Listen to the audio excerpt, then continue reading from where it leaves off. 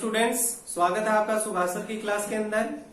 Dear students, आज हम दो टॉपिक के ऊपर डिस्कस करेंगे। पहला टॉपिक है मिरर फॉर्मूला और दूसरा टॉपिक है हमारा magnification.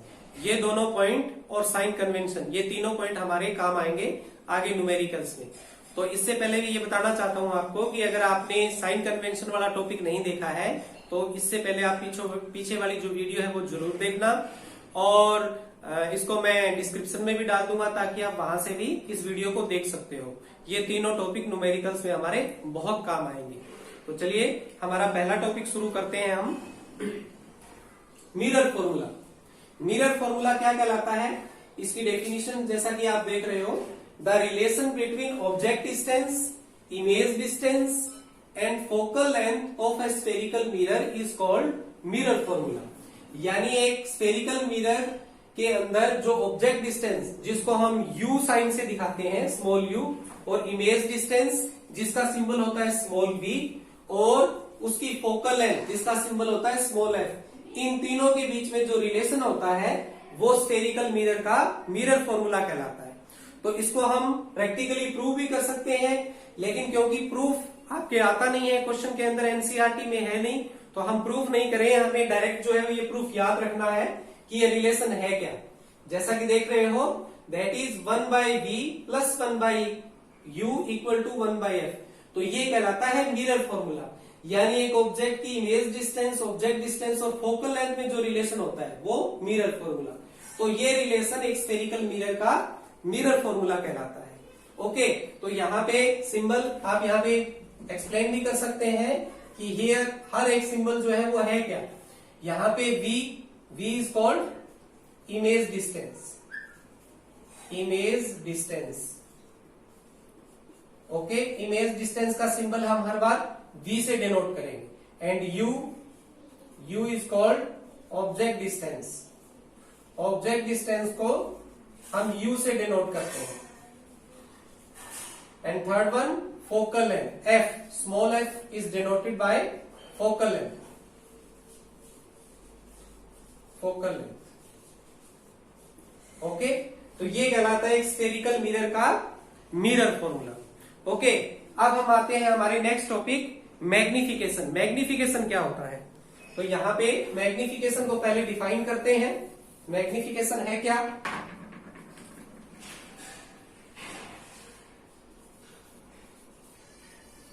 Magnification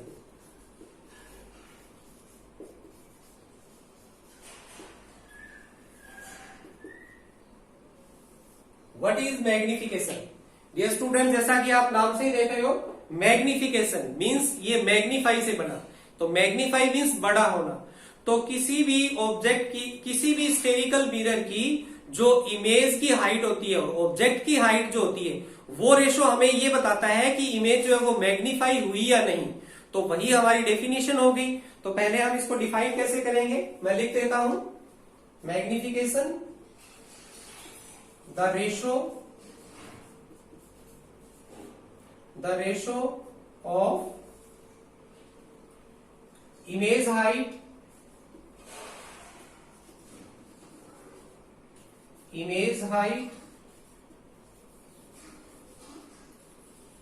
to the object height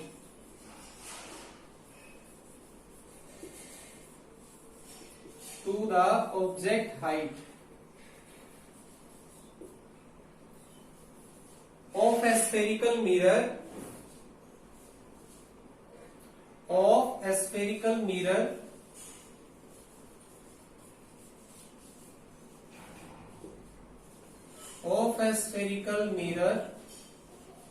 is called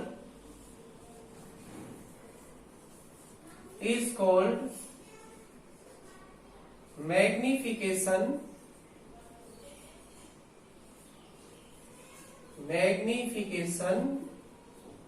produced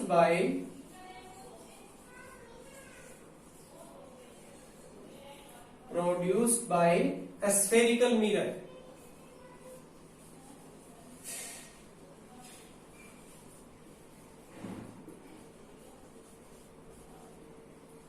okay student, as you can see magnification को डिफाइन कैसे करेंगे। The ratio of image height to the object height, यानी एक स्फेरिकल मिरर के लिए इमेज हाइट और ऑब्जेक्ट हाइट का जो रेशो होता है वो एक वो स्फेरिकल मिरर का मैग्निफिकेशन कहलाता है। ओके, तो इसको हम अगर दिखाना चाहें mathematically, that is m equal to, magnification is denoted by m equal to h dash by h। Okay, ये हमारा रिलेशन।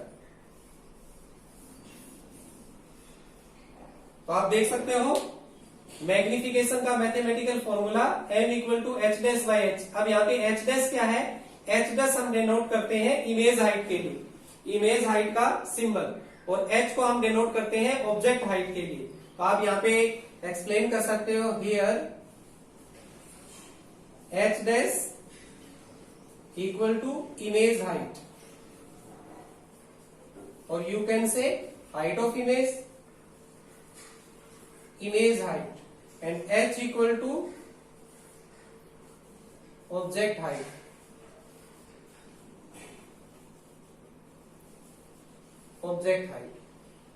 ओके, अब ये तो हो गया कि अब अगर हमें इमेज हाइट और ऑब्जेक्ट हाइट दी हो तो हम मैग्निफिकेशन को कैसे फाइंड आउट करेंगे। इसके अलावा कुछ न्यूमेरिकल्स के अंदर हमें इमेज और ऑब्जेक्ट की हाइट नहीं पता होगी, फिर भी हम मैग्निफिकेशन फाइंड आउट कर सकते हैं। तो उसके लिए हम मैग्निफिकेशन को एक तरह से और भी डिफाइन कर सकते हैं। मैं इधर लिख रहा हूं आपको और क्लियर हो जाए। हम मैग्निफिकेशन को कह सकते हैं, it is also denoted by, it is also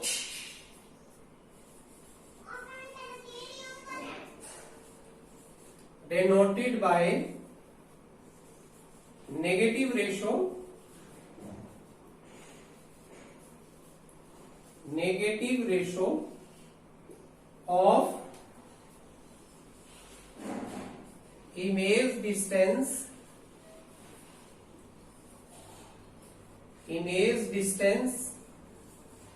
और इमेज डिस्टेंस का symbol small v, image distance to the object distance, object distance, और ऑब्जेक्ट डिस्टेंस का हम जो सिंबल यूज करते हैं that is small u। Okay, तो इसको हम डिफाइन कर सकते हैं, it is also denoted by negative ratio of image distance v to the object distance, यानी इमेज और ऑब्जेक्ट डिस्टेंस का जो रेशो होता है उसके नेगेटिव रेशो के इक्वल भी इसको डिफाइन कर सकते हैं। तो हम इसको कैसे कह सकते हैं mathematically, that is m equal to minus v upon u, minus v upon u। तो इस तरह से भी हम मैग्निफिकेशन को डिफाइन कर सकते हैं। और v और u हमने मेंशन कर ही दिया था, इमेज डिस्टेंस, ऑब्जेक्ट डिस्टेंस। तो हम मैग्निफिकेशन को इन दोनों मेथड से फाइंड आउट कर सकते हैं। वो हम न्यूमेरिकल को देखकर डिसाइड करते हैं कि हमें अगर h टेस्ट और h दिया हुआ है तो हम ये फॉर्मूला यूज कर सकते हैं, और अगर v और u दिया हुआ है तो हम ये फॉर्मूला यूज कर सकते हैं। ओके स्टूडेंट, यहां पर आपको एक इंपॉर्टेंट बात और बतानी है जो न्यूमेरिकल्स में हमारे बहुत काम आएगी, कि m की वैल्यू को देखकर, यानी मैग्निफिकेशन की वैल्यू को देखकर हम ये भी बता सकते हैं कि इमेज का जो नेचर है वो कैसा है, यानी वो छोटी है, बड़ी है, रियल है, वर्चुअल है, इन्वर्टेड है या इरेक्ट है, ये भी हम m की वैल्यू को देखकर डिसाइड कर सकते हैं। तो हम कैसे डिसाइड करते हैं, हम थोड़ा सा इसको और देख लेते हैं एक बार। ओके लेट्स सी, इसको एक बार मैं रब कर देता हूं क्लियरली समझाने के लिए। ओके अब हमारे पास जो m की वैल्यू आएगी, m की वैल्यू को देखकर हम ये डिसाइड कर सकते हैं कि वो इमेज कैसी है। कैसे, तो इसके लिए हम देखते हैं, सबसे पहले हम लेते हैं इसका एक केस फर्स्ट। केस फर्स्ट के अंदर हम रखते हैं इसके सिंबल को, यानी m का जो सिंबल है वो क्या होगा, वो साइन प्लस का है या माइनस का है। तो केस फर्स्ट के अंदर हम ले लेते हैं कि m का जो साइन है वो प्लस का है, यानी m की वैल्यू जो आ रही है वो प्लस की है। तो ये प्लस का साइन हमें क्या बताएगा, ये प्लस का साइन, जैसा कि आप इस फॉर्मूला को देखकर कह सकते हो कि m का साइन प्लस कब होगा, जब h डैश भी प्लस हो। और h डैश प्लस कब होता है, साइन कन्वेंशन में हमने देखा था कि अगर वर्चुअल इमेज हो तो h डैश जो है वो प्रिंसिपल एक्सिस के ऊपर बनेगा।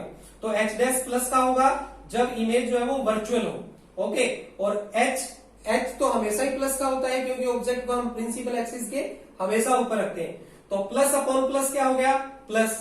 तो दोनों ही प्लस का है, तो इस m की वैल्यू प्लस जो है वो हमें ये बताएगी कि इमेज जो है वो वर्चुअल है। So this plus sign denotes that image is virtual, image is virtual. Okay, now come to the second case. अब m की वैल्यू सपोज करो यहां प्लस नहीं, अगर m की वैल्यू आए माइनस, तो हमारा सेकंड केस क्या होगा, ए सेकंड कि m का साइन जो है वो प्लस नहीं है, वो माइनस है। So I am writing here sign is minus. तो माइनस का साइन क्या डिनोट करेगा students, you can see clearly. Minus का साइन, क्योंकि h के बारे में तो हम जानते हैं हमेशा ही प्लस का होता है। अब h डैश के ऊपर आते हैं, अगर वो वर्चुअल इमेज नहीं है, वर्चुअल इमेज नहीं है, वो रियल इमेज है, तो रियल इमेज जो है वो नीचे बनती है, यानी प्रिंसिपल एक्सिस के नीचे बनती है। तो इमेज जो है वो वर्चुअल नहीं है, अगर वो रियल है तो वो प्रिंसिपल एक्सिस के नीचे है। तो यहाँ पे जो माइनस का साइन वो क्या बताएगा कि ये एच डैश जो है वो नेगेटिव है, और एच डैश नेगेटिव एक ही कंडीशन में होता है कि इमेज अगर रियल और इन्वर्टेड बन रही हो। तो हम यहाँ पे क्या लिख सकते हैं, इमेज इज रियल। अब यहाँ पे एक बात और भी देख सकते हो, वर्चुअल हमेशा इरेक्ट होता है और रियल हमेशा इन्वर्टेड होता है। और हम इसको ये भी लिख सकते हैं कि जो वर्चुअल है वो इरेक्ट भी है, वर्चुअल एंड इरेक्ट, और जो इमेज रियल है वो इन्वर्टेड भी है। तो हम इसको लिख सकते हैं real and inverted. Okay student, अब इन दो केसेस से आपको ये पता लगा होगा कि हम साइन, जो m का साइन है उसको देखकर क्या डिसाइड कर सकते हैं। ओके, अब हम थर्ड केस में चलते हैं कि हमने प्लस डिस्कस कर लिया, अब इस रेशो को डिस्कस करते हैं। तो यहाँ पर रेशो मींस मैग्नीट्यूड, मैग्निफिकेशन का जो मैग्नीट्यूड, इसकी जो वैल्यू आएगी उसको देखकर भी हम कुछ डिसीजन ले सकते हैं। तो हम यहाँ पर तीसरा केस डिस्कस करते हैं, case third.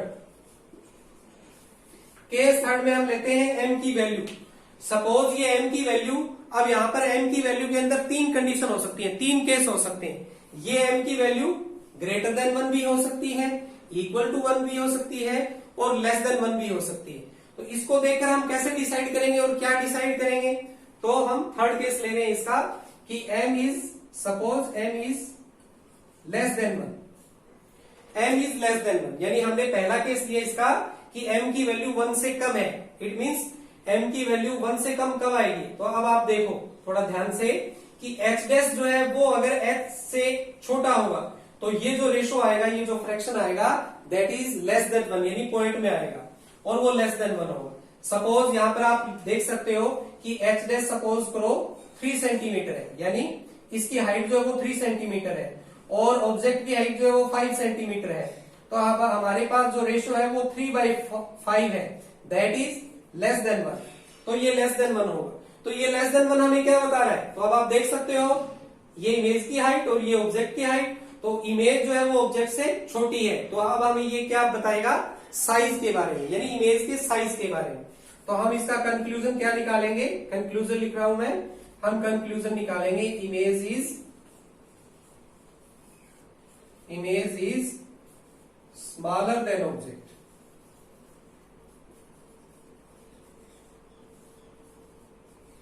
Smaller than object. Okay student, अब हम अगले केस पे चलते हैं।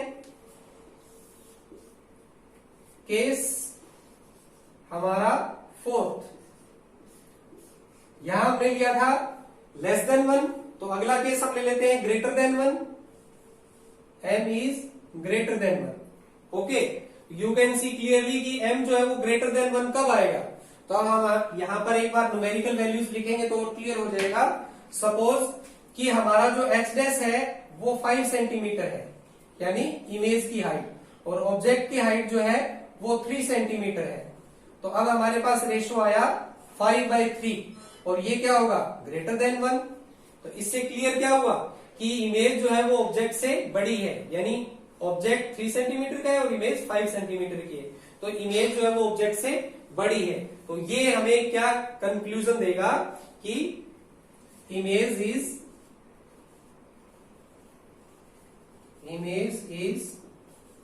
Larger than object, larger than object.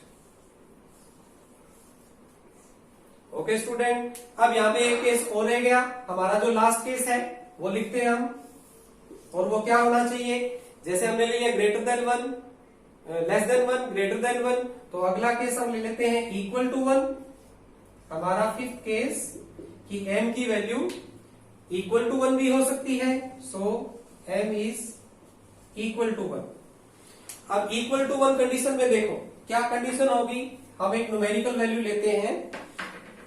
Suppose कि आपकी जो इमेज की हाइट है वो 5 सेंटीमीटर है और ऑब्जेक्ट की हाइट थी वो भी 5 सेंटीमीटर थी, तो अब ये रेशो हमारे पास क्या आया 5/5, और ये इक्वल टू 1 होगा, 5 से 5 कैंसिल, इक्वल टू 1। तो अब ये क्या डिनोट करता है, तो इससे कंक्लूजन हम ये निकाल सकते हैं कि इमेज और ऑब्जेक्ट जो है वो दोनों सेम हाइट के हैं, यानी हमारा कंक्लूजन क्या होगा, इमेज इज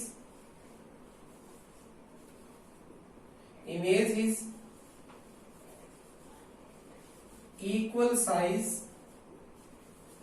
एज ऑब्जेक्ट,